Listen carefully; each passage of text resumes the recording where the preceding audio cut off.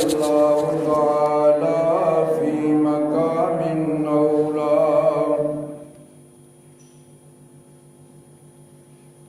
بسم الله الرحمن الرحيم. لهم قلوب لا يفقهون بها ولهم أعين لا يبصرون بها ولهم آذان لا يفقهون بها.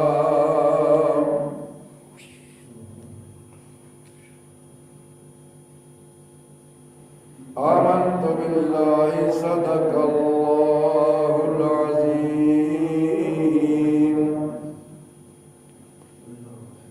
وبلغنا رسوله النبي الكريم الأمين ونحن على ذلك لمن الشاهدين والشاكرين والحمد لله رب العالمين. تمامی احباب بارگاہ رسالت امام ہدیہ درود و سلام پیش کریں انشاءاللہ. الصلاة والسلام علیکہ یا سیدی یا رسول اللہ وعلی آلکہ وصحابکہ یا سیدی یا حبیب اللہ. آج مجھ کو میری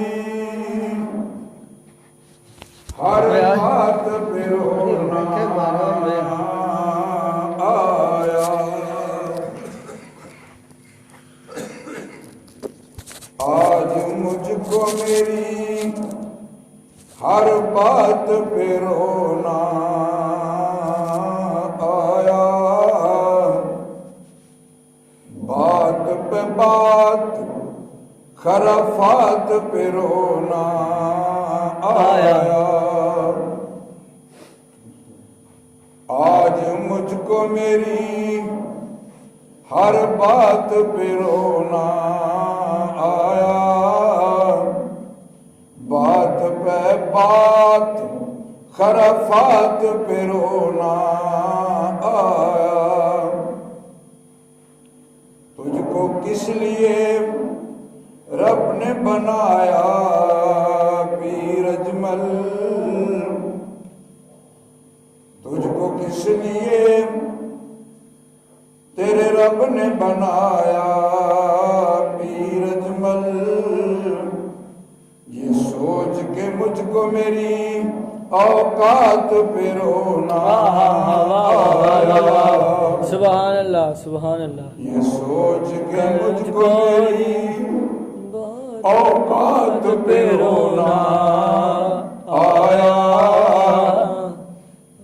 ہر قسم کی تعریف و توصیف، ہر قسم کی تمہید و تمجید، ہر قسم کی حمد و ثنا، ہر قسم کے جود و عطا، ہر قسم کی زیباش و ستائش، ہر قسم کی عبادات و ریاضات، ہر قسم کے رکوعات و سجودات اللہ خلاق عالم کی ذات بابرکات کے لائق ہے، جو مالک کائنات بھی ہے اور خالق شش جہات بھی ہے. ہزاروں لاکھوں اربوں کروڑوں درود آقائے کل مولائے کل ختم الرسول دانائے سبل سید الرسول نور مجسم شفیع معظم رحمت عالم فخر آدم و اصل آدم. سبحان اللہ. زہرا کے بابا، حسنین کے نانا، کعبہ کے کعبہ، حضرت محمد مصطفیٰ صلی اللہ علیہ وسلم کی ذات استودع صفات کی بارگاہ ناز میں ہدیہ تبریک پیش کرنے کے بعد میرے نہایت واجب الاحترام بزرگوں، عزیز نوجوانوں،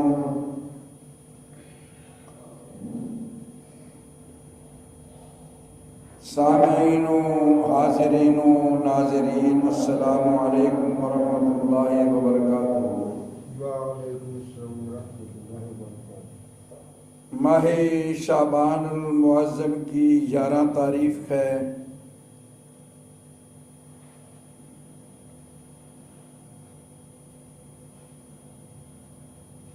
اور یہ اسلامی سال کا 8واں مہینہ ہے۔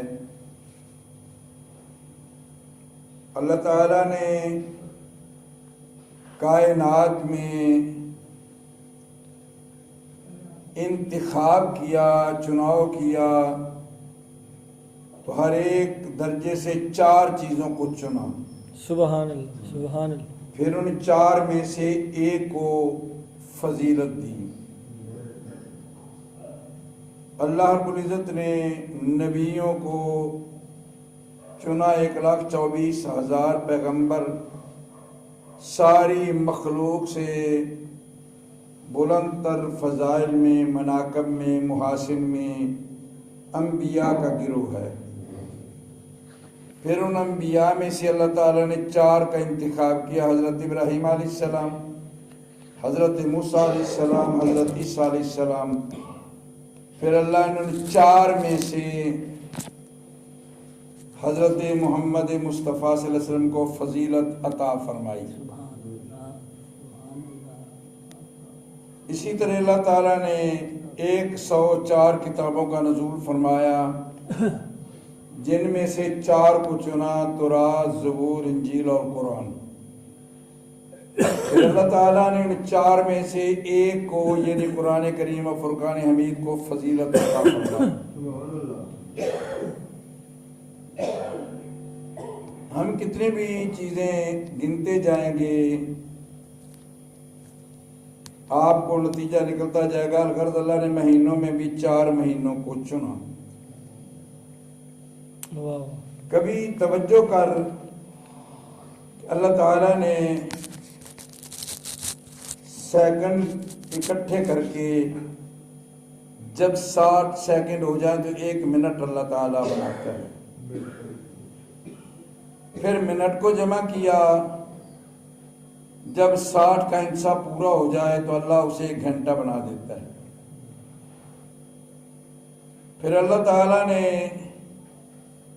ان گھنٹوں کو 24 کے عدد میں جمع کیا تو 24 گھنٹے 1 دن اور رات پورے ہوتے ہیں۔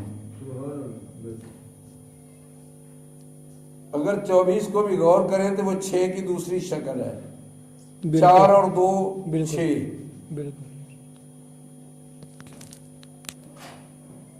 اللہ تعالیٰ نے ان 24 گھنٹوں کو پھر دنوں میں اور دن جمع کیے تو ان کو ہفتے میں جمع کر دیا، یعنی 8 دن گزر جائیں، 7 دن تو 8واں دن جو ہوتا ہے پھر وہی آتا ہے جو گزرا ہوتا ہے۔ کبھی اس بات پہ غور کر کہ توجہ کر، سوچ ذرا کہ جو چیز جہاں سے شروع ہوتی ہے وہیں پہ ختم ہوتی ہے۔ مثال کے طور پہ صبح سورج طلوع ہوتا ہے، سارا دن سفر کرتا ہے، شام کو غروب ہو جاتا ہے تو صبح پھر اسی اپنے مرکز سے طلوع ہوتا ہے جہاں پہلے دن ہوا تھا۔ اسی طرح جو دن ہیں یہ 7 ہیں، اور 7 دن گزرنے کے بعد 8واں دن جو ہوتا ہے وہی ہوتا ہے جو پہلے تھا۔ بڑی پوری توجہ سے میری گفتگو کو سمجھنے کی کوشش کرنا۔ میں کوشش کرتا ہوں کہ تمہیں آسان الفاظ میں سمجھاؤں، مگر میری کچھ مجبوری ہے کہ میں کیا کر سکتا ہوں۔ اور پھر اگر تم مہینوں کو دیکھو تو مہینے ہیں 12، اور 11 گزرنے کے بعد پھر وہی مہینہ آتا ہے جو پہلے 11 مہینے گزر چکا ہوتا ہے۔ مہینے بھی 11 ہیں 12 ہیں اور آسمان کے برج بھی 12 ہیں. والسماء ذات البروج والیوم الموعود. حضرات کرام قدر اللہ تعالیٰ نے 12 مہینوں میں انتخاب کیا تو 4 مہینے چنے عظمت والے. سبحان اللہ. محرم، رجب، شعبان اور رمضان. اور پھر ان میں سے جس کا چناؤ کیا وہ ہے شعبان کا مہینہ. سبحان اللہ. شعبان کا وہ مہینہ ہے کہ رسول اکرم نے فرمایا ہے کہ رجب میرے اللہ کا مہینہ ہے، شعبان میرا مہینہ ہے، رمضان میری امت کا مہینہ ہے. سبحان اللہ. میں جو تمہیں نتیجہ دینا چاہتا ہوں، اگر اس نتیجے پہ غور کریں، توجہ کریں، سوچیں. انسان اور اللہ کا کوئی تعلق نہیں ہے. انسان کی ہر بات حد میں ہے، اللہ کی کوئی بات حد میں آتی نہیں. انسان جتنی بھی دوربین لگا لے، جتنے بھی آلات استعمال کر لے، آخر اس کے دیکھنے کی ایک حد ہے، اس کے آگے وہ دیکھ سکتا نہیں. اسی طرح انسان جتنا بھی عروج کر جائے یہ اپنی حد سے تجاوز کر سکتا نہیں. انسان جتنا بھی عروج کر جائے، چاند پہ ہی کیوں نہ ڈیرے لگا لے، سریا کی بلندیوں کو کیوں نہ چھو لے، پھر بھی انسان ہی رہے گا. اور میرا اللہ کرم کرے، وہ کتنا بھی نزول کرے، جیسے شب برات کی رات اللہ کی رحمت نزول کر کے آسمان دنیا پہ آتی ہے، وہ جتنا بھی نزول کرے پھر بھی وہ اللہ رہے گا. سمجھ آ رہی ہے؟ پھر جا کے ذرا سبحان اللہ کہتے رہیے. سبحان اللہ. سبحان اللہ کہہ کہ مجھے یہ فائدہ ہوتا ہے کہ مجھے پتا ہے کہ آپ میری بات کو سن رہے ہیں. سبحان اللہ. آپ کو یہ معلوم ہے کہ میری ہر تقریر ایک نئے زاویے میں، نئے رنگ میں ہوتی ہے، اس کا ایک اندازہ علیحدہ ہوتا ہے. انسان عروج کرنے سے حدود انسانیت سے باہر نہیں نکل سکے گا، یہ انسانیت کی حدوں میں جکڑا رہے گا. اللہ جتنا بھی نزول کر لے وہ حد میں آ سکتا نہیں. وہ جتنا نزول کرے اللہ اللہ ہے، انسان جتنا بھی عروج کرے انسان انسان ہے. اور عروج اس چیز کا نام نہیں کہ اس کے پاس بہت دولت آ جائے، اس نے بڑا عروج پکڑا ہے.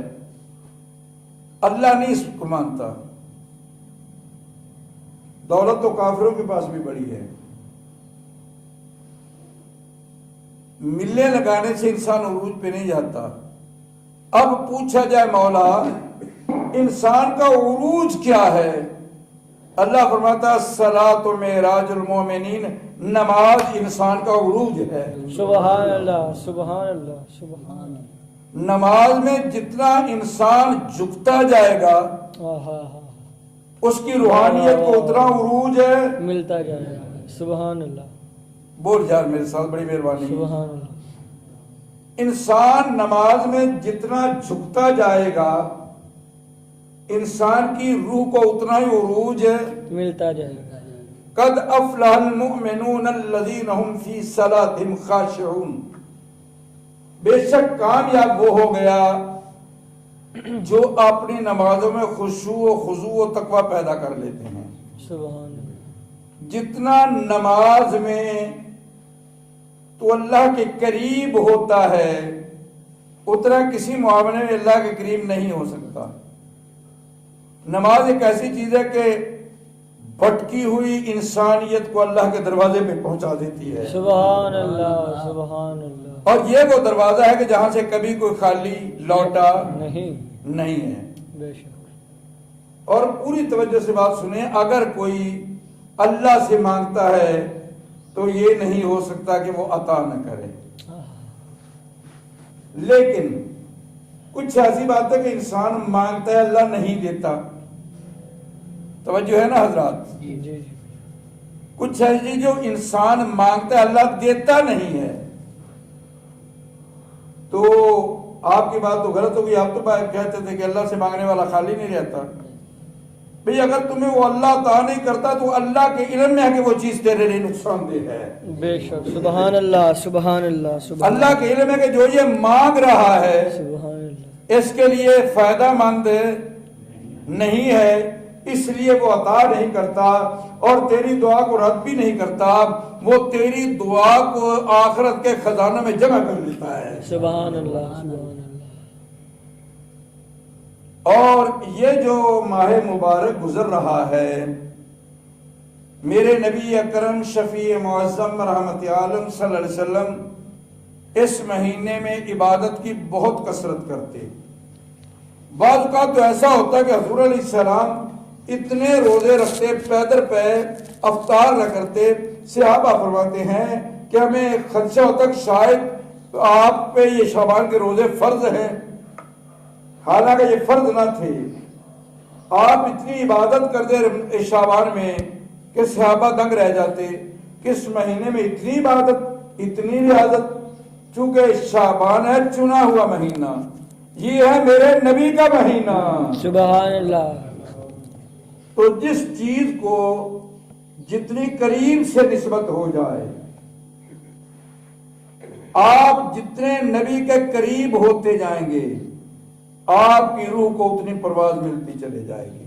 سبحان اللہ. جتنا حضور سے دور ہوتے چلے جائیں گے آپ کی روح کو پستی میں ڈھلنا پڑے گا. جیسے انسان کا بدن ہے نا, ایسے اس بدن کی حقیقت انسان کی روح ہے. بدن کو اگر روٹی نہ ملے یہ کمزور ہو جاتا ہے, اگر روح کو نہ ملے تو وہ بھی کمزور ہو جاتی ہے. بدن کو اگر آپ کھانا نہ دیں یہ کمزور, جتنا یہ کمزور ہوتا جائے گا اتنا روح طاقتور ہوتی جائے گی. سبحان اللہ.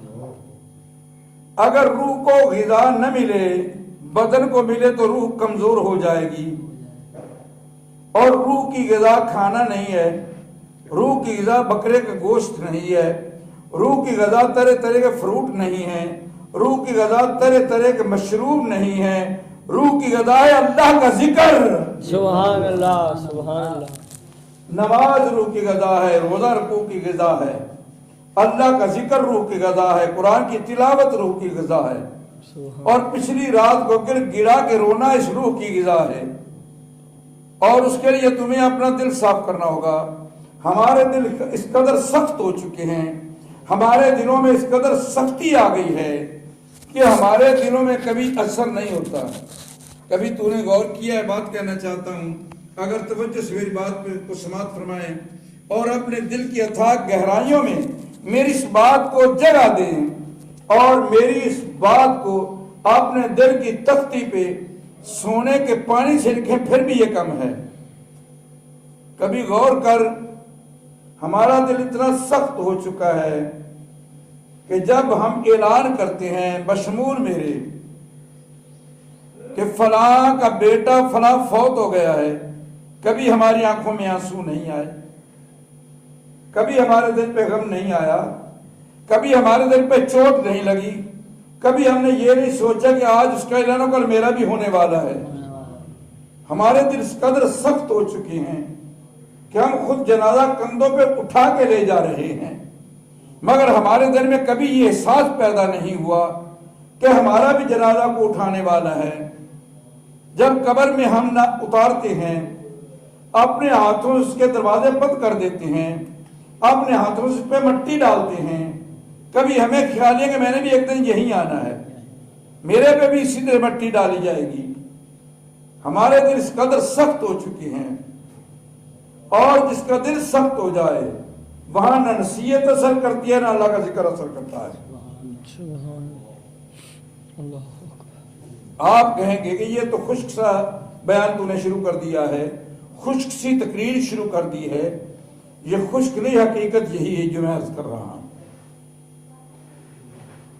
لاکھ برا چاہے کیا ہوتا ہے, مدعی لاکھ برا چاہے کیا ہوتا ہے,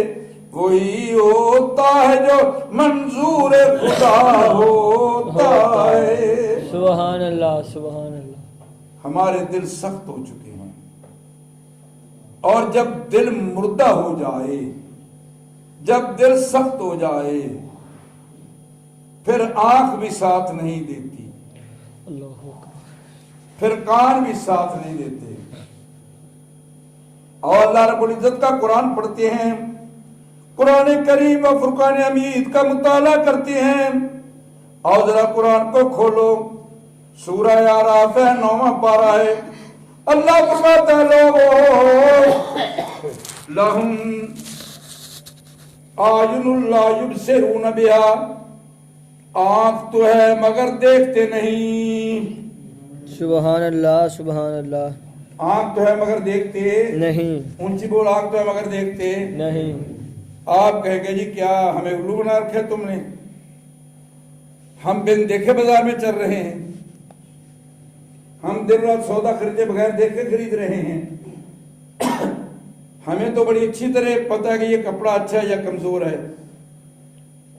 اللہ کہتا ہے یہ دیکھنا دیکھنا نہیں، اگر تو کپڑے کی خریداری پہ کپڑے کو دیکھتا ہے تو وہ اپنے نفس کی خواہشات کے لیے دیکھتا ہے، اگر تو موبائل کو پرکھتا ہے دیکھتا ہے تو اپنے دل کی نفسانی خواہشات کو پورا کرنے کے لیے دیکھتا ہے، اللہ اکبر، اگر تو رشتہ داری کو دیکھتا ہے تو اپنے نفسانی خواہشات کے لیے دیکھتا ہے، اگر تو عزیز و قریب کو دیکھتا ہے تو اپنے نفع و نقصان کے لیے دیکھتا ہے۔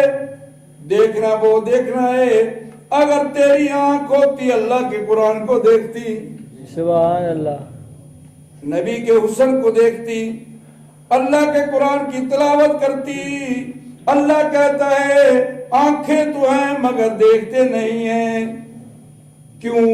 ہمارے دل مردہ ہو چکے ہیں، جب دل مردہ ہے تو ہماری آنکھ میں دیکھنے کی طاقت ہی نہیں ہے۔ اللہ رب العزت ارشاد فرماتا ہے کہ کان ہیں لیکن سنتے نہیں ہیں، توجہ ہے حضرات، اونچی کہیے سبحان اللہ، سبحان اللہ۔ ایک تو آپ کی چپ مجھے لے بیٹھی ہے، پتہ نہیں اس چپ کے تالے کب کھلیں گے۔ گانا گانے کے لیے ہماری زبان بڑی چلتی ہے، گالیاں دینے کے لیے گھر میں ہماری زبان بڑی چلتی ہے، گلا کرنے کے لیے ہماری زبان بڑی چلتی ہے، کسی کی چگلی کرنے کے لیے ہماری زبان بڑی چلتی ہے، ماں باپ کو غصے ہونے کے لیے ہماری زبان بڑی چلتی ہے، لیکن اللہ کے ذکر کے لیے زبان نہیں چلتی ہے۔ زبان وہ جو اللہ کے ذکر کے لیے کھلے۔ توجہ ہے حضرات، فرمایا کان ہے سنتے نہیں ہیں، یا اللہ ہم ایک دوسرے کی باتیں بھی سنتے ہیں، یا اللہ ہم گانے بھی سنتے ہیں، ہم مزاحیہ کھیل بھی سنتے ہیں، ہم ٹک ٹاک بھی روز سنتے ہیں، یا اللہ ہم تو غزلیں بھی سنتے ہیں، ہم تو ایک دوسرے کی گالیاں بھی سنتے ہیں۔ اللہ کہتا ہے یہ سننا نہیں، سننا وہ ہوگا کوئی اللہ کا قرآن پڑھے دل پہ اثر ہو جائے۔ سبحان اللہ، جب اللہ کا قرآن پڑھے تیرے دل میں اثر ہو، تیرا دل جھوم اٹھے۔ کیا وہ حضرت فضیل ایاز کا واقعہ میں آپ کو ایک مرتبہ پہلے بھی سنا چکا ہوں۔ حضرت فضیل ایاز رضی اللہ تعالیٰ عنہ اپنے وقت کے بڑے ڈاکو تھے، بڑے چور تھے، لوگ رستہ بدل لیا کرتے تھے کہ یہ جو فضیل ایاز کی آ گئی ہے۔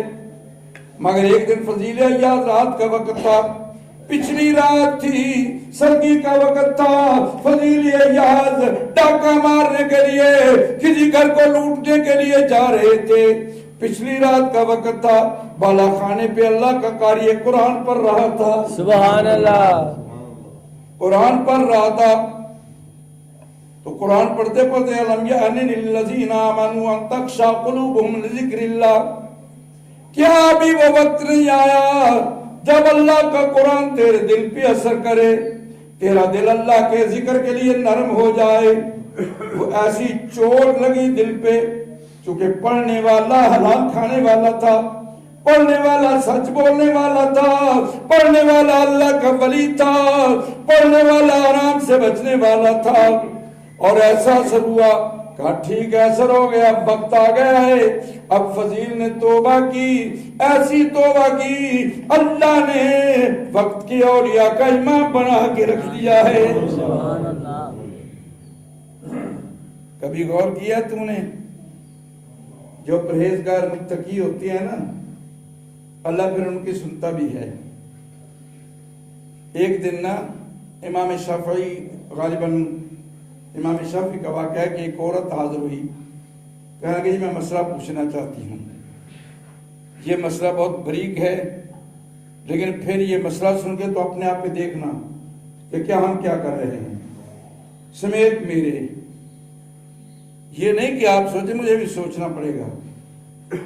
آپ نے اپنے پوچھ، کہنے کی بات سے سلامت اپنا اے عالم دین، جب رات 14ویں کا رات چمک رہا ہوتا ہے نا چاند، میں اپنے مکان کی چھت پہ بیٹھی چرخہ کاٹتی ہوں۔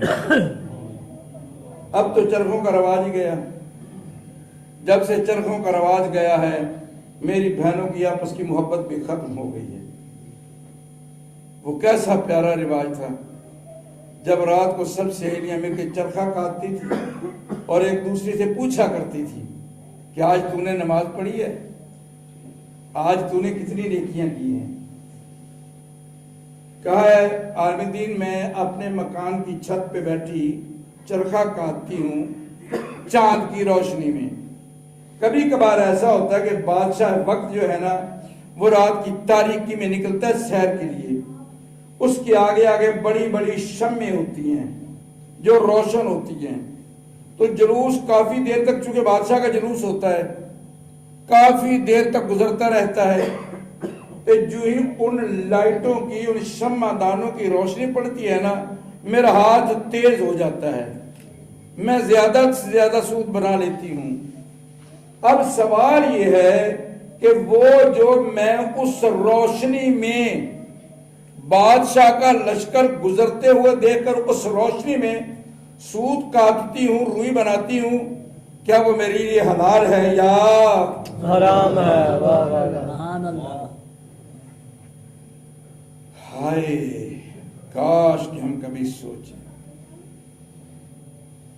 ہم ہوٹل پہ جاتے ہیں، نمک رکھا ہوتا ہے نا اس لیے کہ اگر تیرے کھانے میں نمک کم ہے تو پا لے، لیکن ہم ویسے انگلیوں سے نمک کھانا شروع کر دیتے ہیں، وہ اس لیے نہیں ہے، وہ بھی حرام ہے۔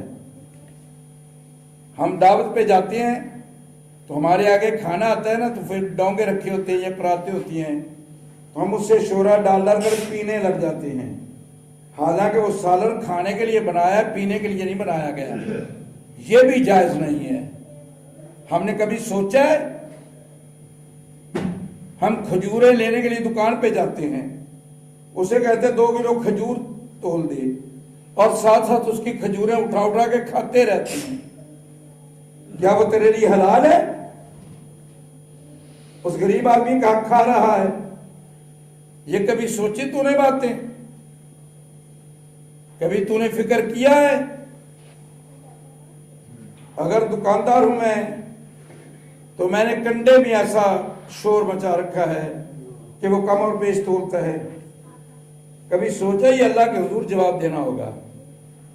آج روز اللہ کی بندی کا سوال سن، میں رات کے چاند کی چاندنی میں سورج کا سود کاٹتی ہوں، روئی کاٹتی ہوں، چرخہ چلاتی ہوں، مگر کبھی کبھار بادشاہ کا لشکر رات کی سیاہی میں سیر کے لیے نکلتا ہے تو ان کے پاس بڑی بڑی شمعیں ہوتی ہیں، وہ لشکر بڑی دیر تک گزرتا رہتا ہے، بڑی دیر تک جاتا رہتا ہے، اور میں سود کاٹتی، میرا ہاتھ تیز ہو جاتا ہے کہ آج اس روشنی سے میں فائدہ اٹھاتی ہوں، حالانکہ کوئی منع نہیں ہے، شریعت نے منع نہیں کیا، کیونکہ تو نے کون سا خود لیا ہے، میں کیا میرے لیے وہ حلال ہے یا حرام ہے؟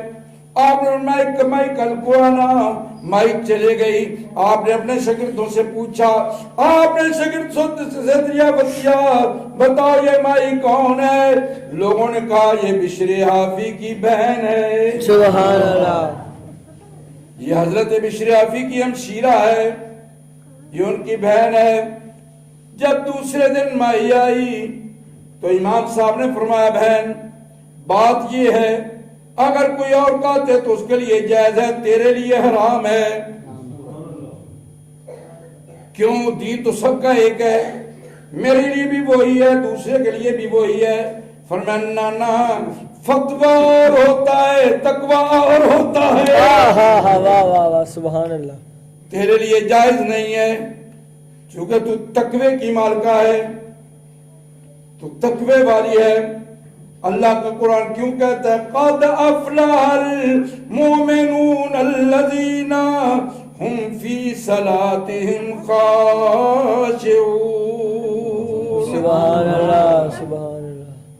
کامیاب وہ ہے جن کی نمازوں میں خشوع و خضوع پیدا ہو جاتا ہے، سبحان اللہ۔ جو نماز پڑھتے ہوئے اللہ کی بارگاہ میں بلک بلک کے روتے ہیں۔ اللہ کرے ہمیں پچھلی رات اٹھ کے اللہ کی بارگاہ میں بلک بلک کے رونا نصیب کرے اللہ۔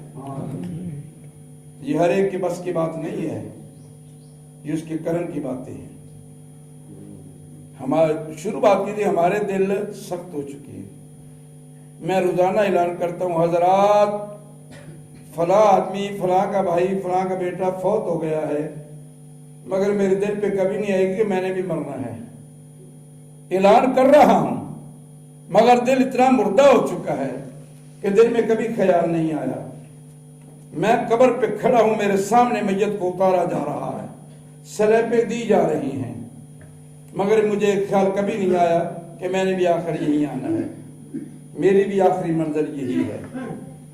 اور کتنے لوگ ہیں، میں آپ سے سوال کرنا چاہتا ہوں، کتنے لوگ ہیں جو جنازہ تو پڑھتے ہیں، قبر میں تو اتارتے ہیں، قبر پہ سلیبیں بھی دیتے ہیں، مٹی بھی ڈالتے ہیں، مگر گھر آ کے نماز پھر نہیں پڑھتے۔ اونچی کہتے سبحان اللہ سبحان اللہ۔ ہمیں بھول جاتے ہمارے۔ میرے رجپال نبی امام الانبیاء نے فرمایا جب کوئی آدمی گناہ کرتا ہے اس کے دل پہ سیاہ دھبا پڑ جاتا ہے، اگر وہ توبہ کر لیتا ہے تو دل صاف ہو جاتا ہے، اگر وہ توبہ نہیں کرتا دوسرا گناہ کرتا ہے ایک اور دھبا پڑ جاتا ہے، پھر تیسرا گناہ کرتا ہے پھر ایک اور دھبا پڑ جاتا ہے، ہوتے ہوتے انسان کا دل مکمل سیاہ ہو جاتا ہے۔ کبھی غور کیا ہے؟ میرے نبی مکرم نے فرمایا، حضور رجپال مدنی نے فرمایا لوگوں کپڑا میلا ہو جائے اسے دھونے کے لیے صابن کی ضرورت ہے، برتن مانجنے کے لیے یا صابن یا ریت کی ضرورت ہے، لیکن یا اللہ یا رسول اللہ آگے فرمایا جب تیرا دل سیاہ ہو جائے وہ نہ صابن سے دھلتا ہے نہ وہ کسی اور سے دھلتا ہے۔ یا رسول اللہ وہ کیسے صاف ہوتا ہے؟ فرمایا اللہ کے ذکر سے صاف ہوتا ہے۔ سبحان اللہ۔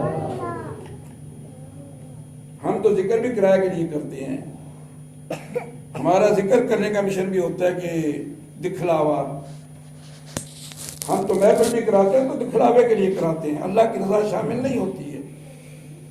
اگر اللہ کی رضا شامل ہو تو محفل کرانے والے انتظامیہ نماز کیوں نہیں پڑھتی؟ اسٹیج لگا رہے ہیں محفل کے لیے، اذان ہو رہی ہے، کبھی کسی نوجوان کو شرم نہیں آئی کہ میں اس کو چھوڑ کے پہلے نماز پڑھ کے آؤں؟ چونکہ ہمارے دل سیاہ ہو چکے ہیں، ہمارے دل مردہ ہو چکے ہیں، ہمارے دلوں پہ احساس نہیں رہا۔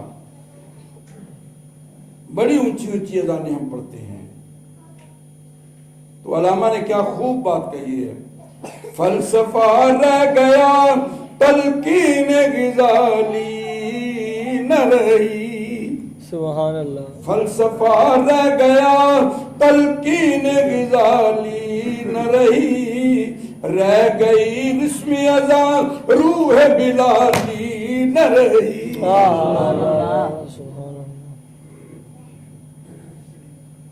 میں جب بیان کرتا ہوں نا تو بڑی جوش سے کرتا ہوں۔ مشن کیا ہوتا ہے؟ لوگ خوش ہو جائیں، لوگ ہمیں کیا بات ہے، ہمارے خطیب کی بڑا بولتا ہے، بڑا بیان کرتا ہے، تو ثواب مجھے کس بات کا ہوگا؟ حالانکہ بیان کرنا ثواب کا کام ہے، لیکن جب نیت میں فطور ہے تو کیا ہوگا؟ کچھ بھی نہیں حاصل ہوگا، سوائے گناہ کا کچھ بھی نہیں ہے۔ ہائے ہمارے سر پہ گناہوں کی اتنا بوجھ ہے کہ اب تو ہماری گردنیں بھی جھکی جا رہی ہیں. اللہ کرے وہ اپنی رحمت کی جوش پہ آ جائے اور رحمت کرے، ہم سے پوچھے نہیں. میرے بھائی بہت دور ہم جا چکے ہیں اللہ سے، اس قدر اللہ سے دور جا چکے ہیں. ہم اپنے گھر سے لے کر شادی تک، شادی سے لے کر فوتگی تک، فوتگی سے لے کر ہمسائے تک، ہمسائے سے لے کر بیٹوں تک، بیٹوں سے لے کر ماں باپ تک، ہر چیز میں 2 نمبر آ رہے ہیں.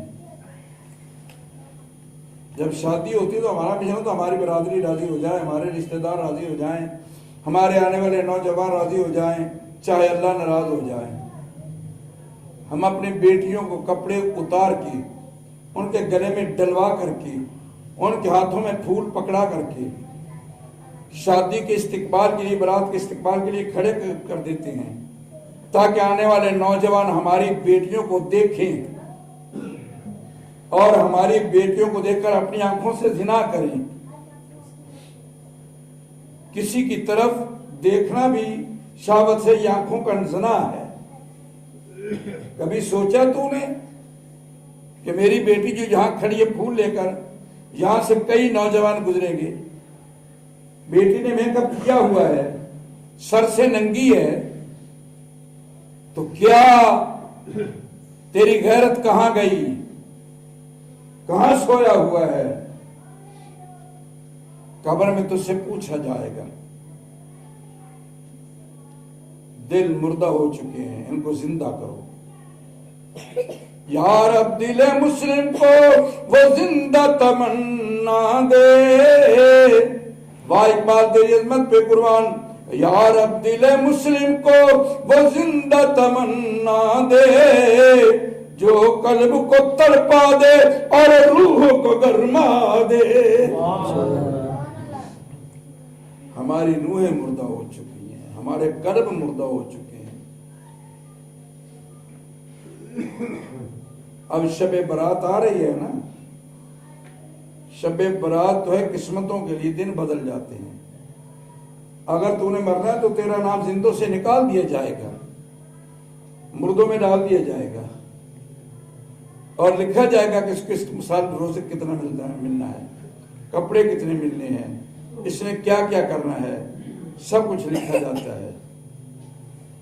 اور ہم اس دن بھی کیا کرتے ہیں، ہمارے بچے بازاروں میں بدماشیاں کر رہے ہوتے ہیں، ہمارے جوان بچے لوگوں کو تنگ کر رہے ہوتے ہیں، غباروں میں پانی بھر کر لوگوں کے گھروں میں ڈال رہے ہوتے ہیں، اور پٹاخے چلا رہے ہوتے ہیں، اور مسجد میں ہمارے نوجوان بھاگ بھاگ کے مسجد کے احترام کو پامال کر رہے ہوتے ہیں، اور دین کا تماشا اڑا رہے ہوتے ہیں، دین کا مذاق اڑا رہے ہوتے ہیں.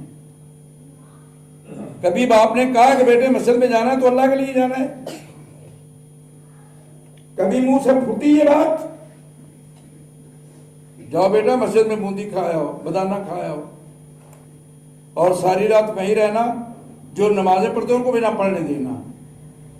شب برات مناجات کی رات ہے، دعاؤں کی رات ہے، التجاؤں کی رات ہے، گناہوں سے معافی مانگنے کی رات ہے، گڑ گڑا کے اللہ کے حضور دعائیں مانگنے کی رات ہے، اور نوافل کی رات ہے.